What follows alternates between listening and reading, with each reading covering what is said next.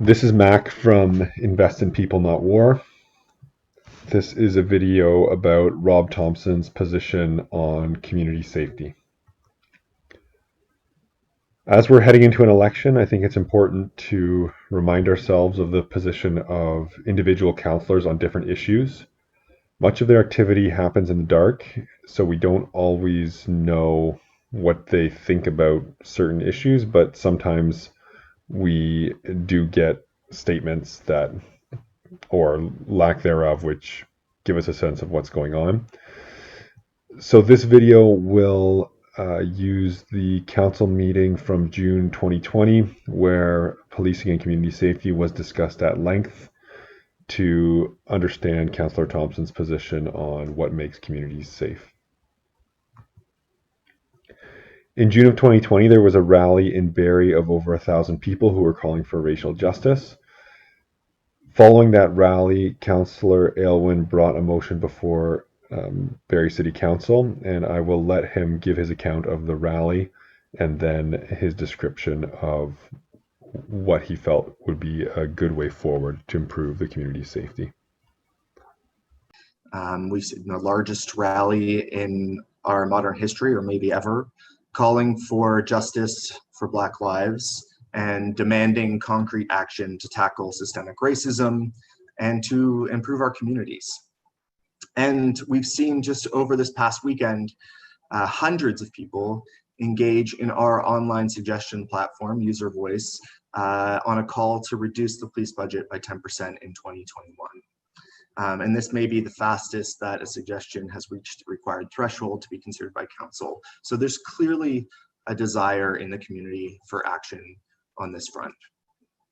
Now, the reality is that here in Barrie, 9 out of 10 calls to the Barrie Police are non-criminal in nature. And so that means that they're responding to noise complaints, they're responding to traffic violations, and they're also responding to people in mental health crisis. They're doing wellness checks on people in mental health crisis. And we know that some of these calls can end up in tragedy. We've seen that happen across this country and around the world. Chantel Moore was an Indigenous woman who was shot and killed by police in New Brunswick a couple of weeks ago as she was going through a mental health crisis. So this situation that we have where our social services aren't keeping up with the demand and the burden is unfairly falling on the shoulders of police. They are dealing with issues that should be dealt with by other services.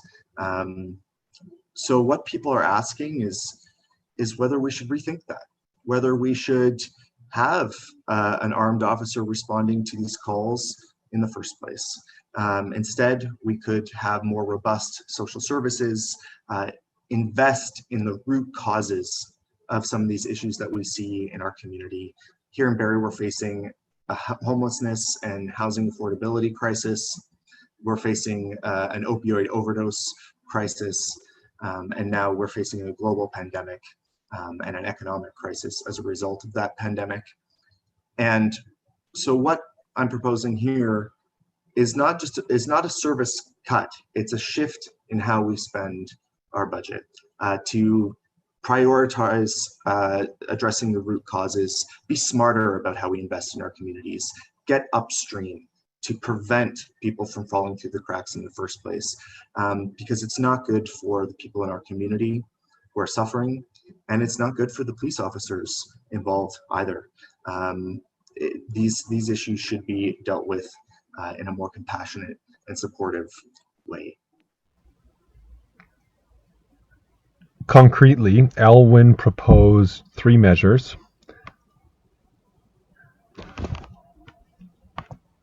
The first was to write a letter to the Barrie Police Services Board requesting that the 2021 budget be 10% lower than the net 2020 budget. The second was a line-by-line accounting of the police budget. And the third was that the City of Barrie consult with the Anti-Racism Task Force and other partners to look at ways that the 10% budget could be used to improve community safety for marginalized people. So paragraph 4, that the Barrie Police Services Board be sent a letter from the Treasurer requesting the provision of a 2021 budget request that is a minimum of 10% lower than the 2020 net municipal tax funding provided to Barrie Police Service in the 2020 approved budget, as well as a line-by-line accounting of the 2021 budget request.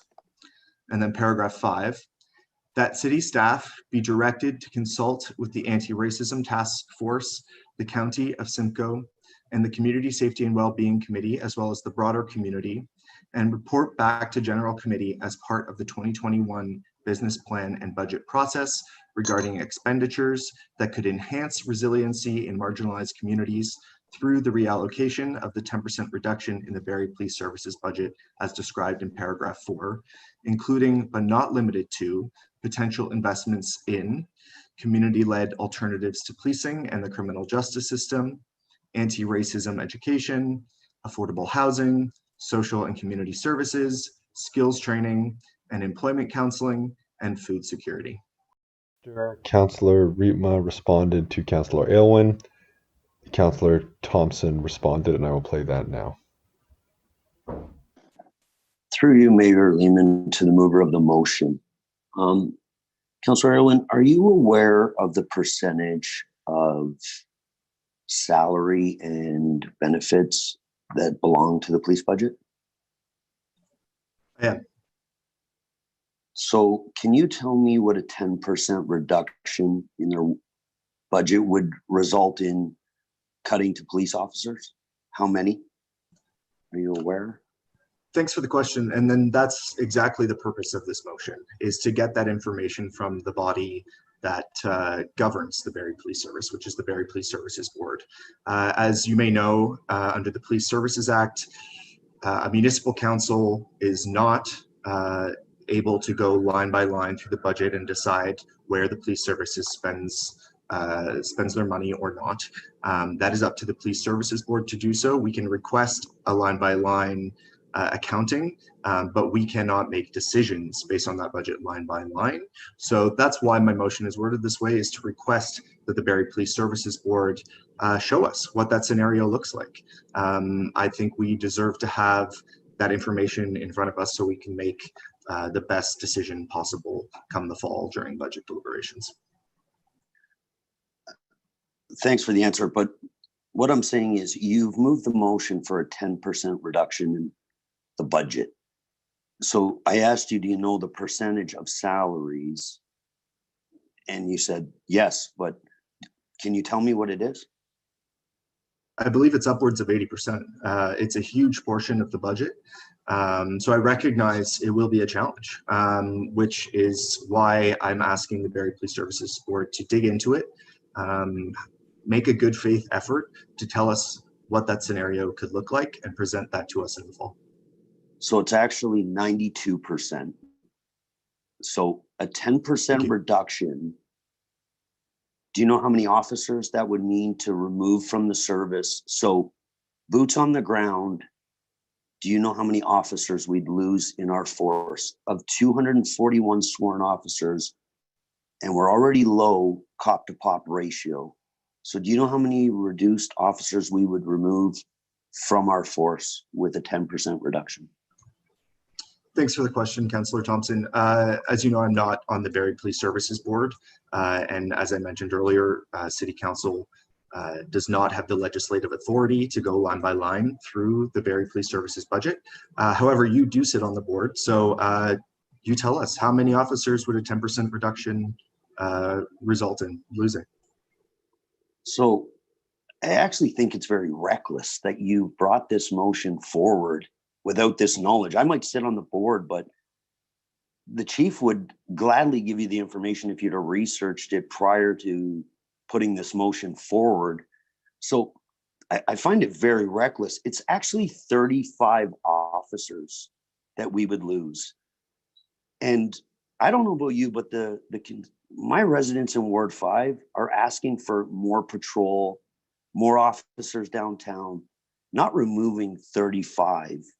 And to move a motion like this, it's a great soundbite, but I think it's reckless to, like, safety is the number one thing in anything, workplace, city, in everything. And by removing 35 officers, I think we're endangering the safety And another question, out of the non-criminal calls, what would you like to see the officers stop attending out of the non-emergency? Like, so you mentioned that the number. So I would imagine you have that information of what they classify as a non-criminal call. What would you like the officer to stop doing? Thanks for the question, Councillor Thomson. Well, one suggestion right off the top is attending mental health wellness checks. That eats up a lot of officer time, and often they are there for hours and hours, and it can be multiple cars on those calls. And I think there could be alternatives available, and that's what I'm asking staff to consult with the county, the Community Safety and Wellbeing Committee, as well as the Anti-Racism Task Force on. What are some of those alternatives that are possible? Because I don't think they should be attending every single one of those calls. And you mentioned safety, and do you know what? I completely agree. Safety is paramount, but what we're hearing from the community is that we really need to rethink what public safety truly means.